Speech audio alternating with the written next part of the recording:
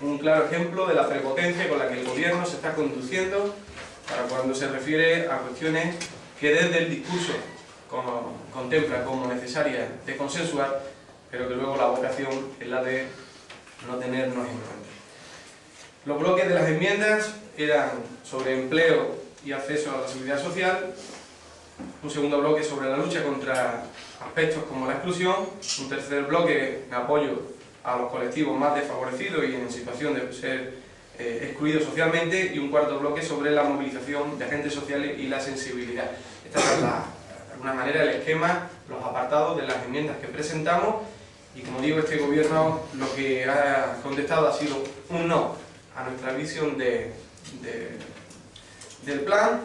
y nos presenta un plan de inclusión deficiente, insuficiente,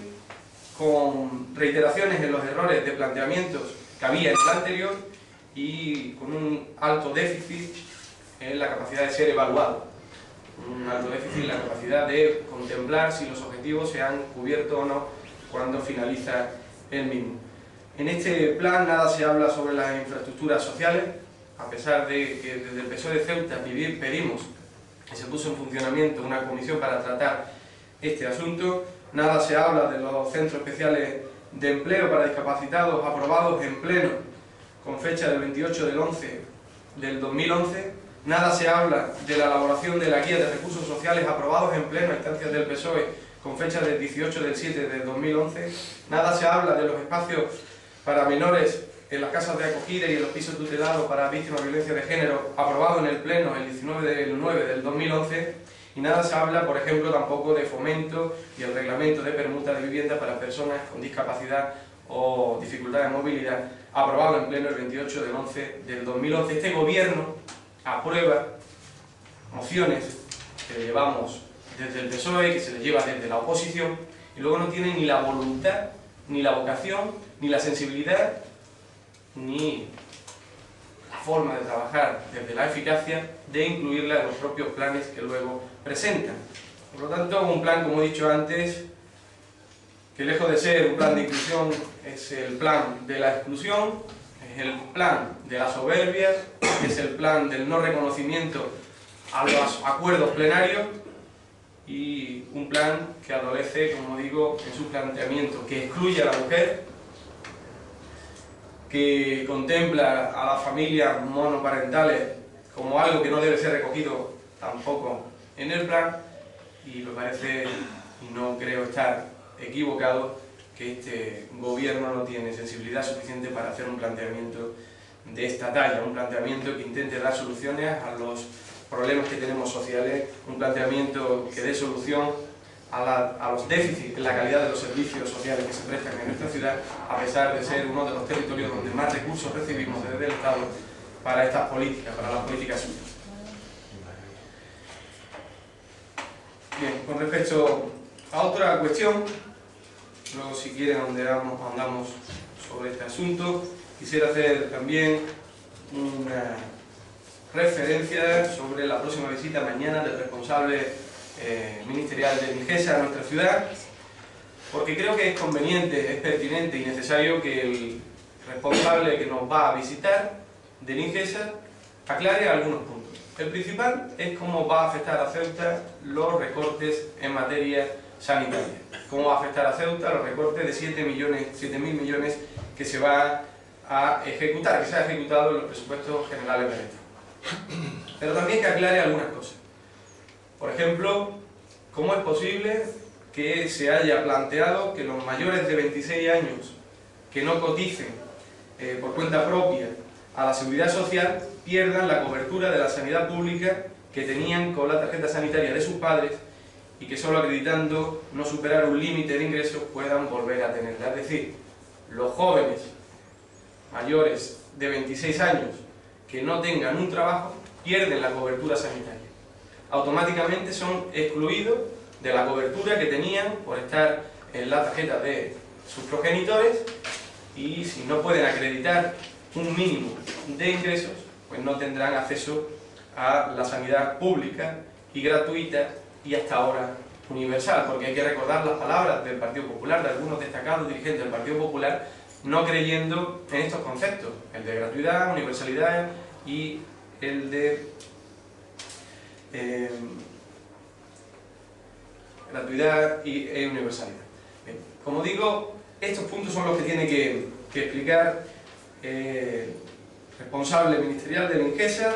y también cómo por primera vez en España los pensionistas van a pagar por sus medicinas, cómo van a ejecutar el pago en farmacia, cómo van a controlar los ingresos que tienen las personas que van a acceder a los medicamentos, cuál va a ser el sistema que se va a poner en marcha, cómo vamos a pagar las ambulancias cuando no sean prioritarias, cuando no sean urgentes, cómo vamos a decidir los ciudadanos si llamamos o no llamamos a las ambulancias en función de si es o no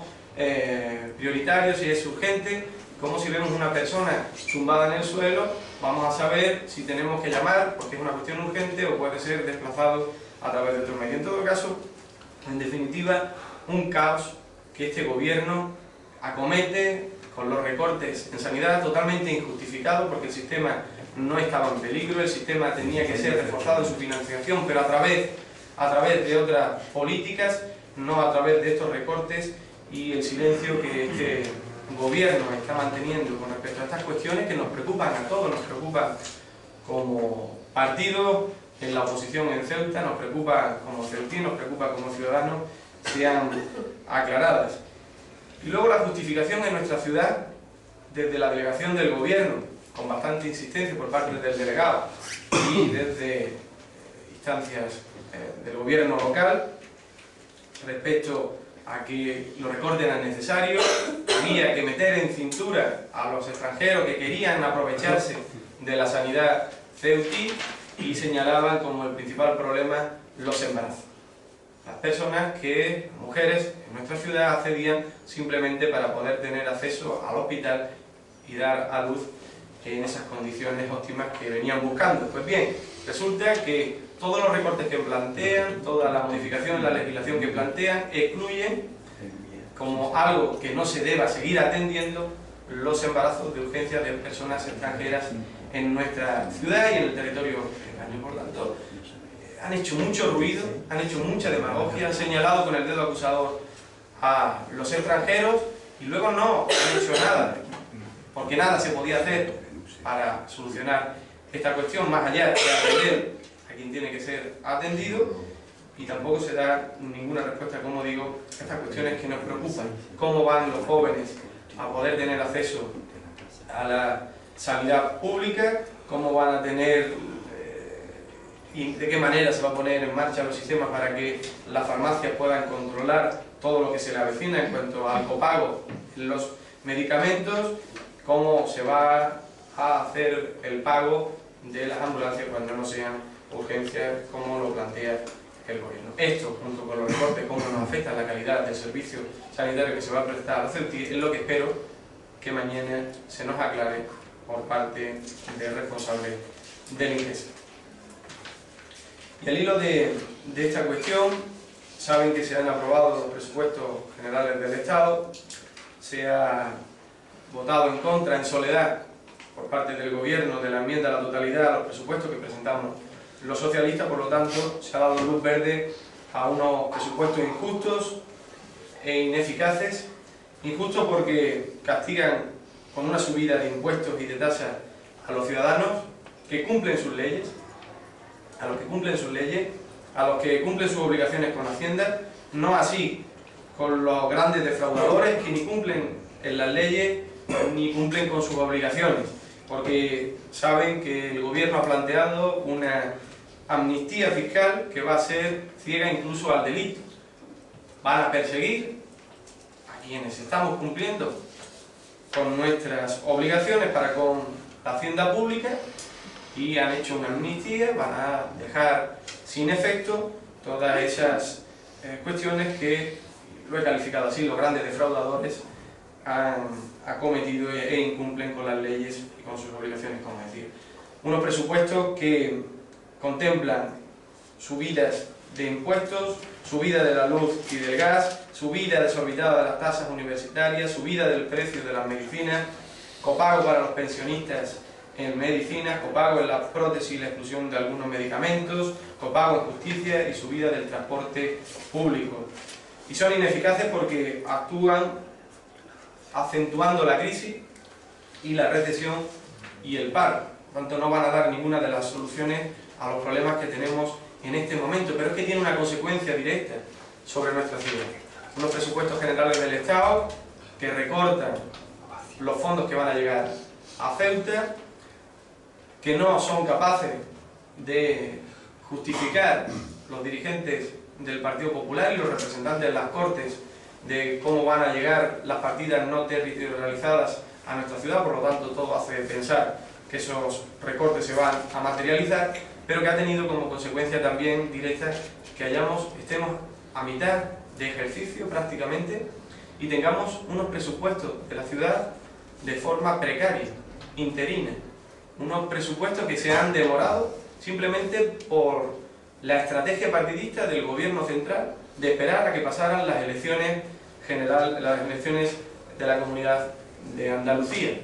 Por lo tanto, todo es en contra de los ciudadanos. Nada hacen a favor de la ciudadanía.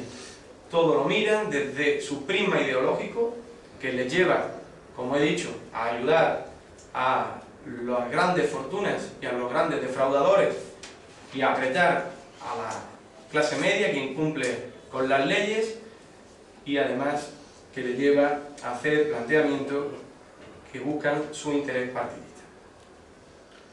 Sobre un apunte respecto al próximo pleno del día 7, solo avanzaré que estamos a la espera de la respuesta que desde Indicesa se nos dé al requerimiento de información que le hicimos sobre si González de la Vega iba a ser finalmente destinado para la construcción de viviendas de protección pública, vivienda pública, como consecuencia directa de lo que habíamos visto en el informe, y era que se planteaba la venta a precio de vivienda protegida, pero no se nos ha dado respuesta. Indicesa da la callada por respuesta y vamos a plantear una interpelación en el próximo pleno respecto a las viviendas de Serrano Oribe y González de la Vega. Esta no es la forma de pronunciarse, esta no es la forma de comportarse y esta no es la forma de atender a quienes legítimamente representamos también a la ciudadanía en el pleno de la Asamblea. Hay una cuestión que está en el aire, que puede ser lesiva contra los intereses generales de los ceutíes, que hemos exigido democráticamente y haciendo uso de los instrumentos que tenemos a nuestro alcance como partido de la oposición, información, y que el gobierno pues niega de forma sistemática y reiterada. Por lo tanto, en el pleno de la Asamblea les obligaremos a tener que pronunciarse sobre esta cuestión. Bien, han sido varios los asuntos. Si tienen necesidad de alguna aclaración, cualquier otra cuestión. Sí, en relación a este último asunto, exactamente qué es lo que vais a pedir en el pleno, en la interpelación. Bien, la interpelación la planteamos sobre dar cuenta respecto a las distintas actuaciones que se llevan a cabo en las viviendas de Serrano Oribe y de González de la Vega, concretamente sobre el segundo caso, sobre el segundo edificio, que se nos aclare si finalmente quien pueda adquirir ese inmueble está obligado o no a construir vivienda pública, en régimen de vivienda pública, porque así se le vende, así se ha tasado, por requerimiento del propio gerente de la empresa municipal de la vivienda de Ceuta. Por lo tanto, si se vende algo como si fuera vivienda pública, lo lógico es que quien compra tenga la obligación de construir vivienda pública y venderla por consiguiente con el precio tasado para este caso. No parece que sea esta la cuestión, y al principio actuábamos, lo dije en la anterior comparecencia cuando anunciaba esta cuestión, actuábamos desde el reconocimiento de la buena fe sobre el error que podían haber cometido desde el gobierno de la ciudad y desde la empresa en el planteamiento, en el enfoque, pero cuando no responden, la buena fe se ha diluido y entendemos que hay alguna intención oculta por parte de Indicesa. Vamos a interpelar para conocer cuál es esta cuestión. Respecto a esto, una reflexión que me trae, al hilo de su pregunta, Y al hilo de todo lo que hemos planteado, todo lo que he planteado en la rueda de prensa, sobre los recortes en materia de sanidad, sobre los recortes en materia de educación, sobre estas cuestiones de la vivienda y de la indefensión que muchos ciudadanos tienen ante estas actuaciones, y es ¿dónde está el presidente de la ciudad? ¿Dónde está el señor Viva en estas cuestiones? ¿Dónde está el discurso de la defensa de los intereses de Ceuta que mantenía cuando en el gobierno estaban los socialistas, estábamos los socialistas? ¿Dónde está el presidente de la ciudad que tenía por bandera el discurso de la necesidad de atender las singularidades de nuestra ciudad? Se ha diluido como un azucarillo cuando al gobierno han llegado los populares, cuando al gobierno ha llegado el Partido Popular, y parece que le interesa mucho más sentarse en la mesa de camilla con el señor Rajoy para compartir una taza de té que el defender ahora los intereses de la ciudad. ¿Dónde están los representantes en el Congreso y en el Senado? ¿Dónde están los efectos de esas averiguaciones, de esas interpelaciones, de esos requerimientos que iban a hacer para que a Ceuta no le afectaran los recortes? ¿Dónde está todo ese trabajo? Finalmente se demuestra que lo que en alguna ocasión en campaña han utilizado como algo bueno para Ceuta, aquello de la sintonía, no es sino un acatamiento a las directrices del gobierno central, que llevó sin precedentes al presidente de la Ciudad Autónoma de Ceuta a decir que Ceuta tenía que cumplir, como el resto de España, con sus obligaciones. Esto fue, yo creo, el mayor insulto que se puede decir hacia los ceutíes y hacia la ciudad. Decir que nosotros tenemos que acatar los recortes porque si queremos tener los mismos derechos tenemos que tener las mismas obligaciones. Quería preguntarte por el asunto de esta mañana de los sindicatos de la función pública que han decidido volver a la calle en relación a no contemplar, entre otras cosas, el proceso de consolidación que parece ser había alcanzado un principio de acuerdo con el gobierno de la ciudad del año pasado, y que este año la ciudad mantiene que va a congelar esa consolidación. ¿El PSOE va a estar al lado de estos los sindicatos? Este gobierno se derrumba en todas las áreas donde toquemos. Si tocamos la vivienda, vemos que son incapaces. Si tocamos la defensa de los intereses de Ceuta fuera de nuestra frontera, vemos que son incapaces. Si vamos hacia la función pública, vemos que plantean la consolidación como algo que no se puede ejecutar, cuando esto no tiene ningún coste, pero sí se plantea el reconocimiento de la superior categoría, que esto sí tiene incremento en el coste para las arcas municipales. Entonces, ¿cuál es el criterio? El criterio es que no hay criterio. Es un gobierno que no, estando palos de ciego, un gobierno que en el momento que ha visto que se le han reducido las asignaciones que le llegaban desde el Estado y desde Europa, pues no sabe gobernar. Es un gobierno acostumbrado a gobernar con el viento a favor y ahora es incapaz de afrontar la situación con un mínimo de coherencia. Nosotros, por supuesto, que vamos a estar del lado de las reivindicaciones de los sindicatos porque nos parecen justas, vamos a estar del lado de los funcionarios porque nos parece justo también lo que están planteando, vamos a estar en contra de la campaña de desprestigio que desde el gobierno intencionadamente con filtraciones se está haciendo contra algunos funcionarios de la policía local, y vamos a estar en contra de toda esta estrategia que tiene el gobierno para poder dar el hachazo, que es lo que están buscando, a lo que ellos crearon a lo largo de todos estos años. Una administración sobredimensionada con la que ahora hay que trabajar para hacerla sostenible, pero que ninguna de las soluciones y de las propuestas que están poniendo sobre la mesa vienen a solucionar, sino a empeorar más la cuestión.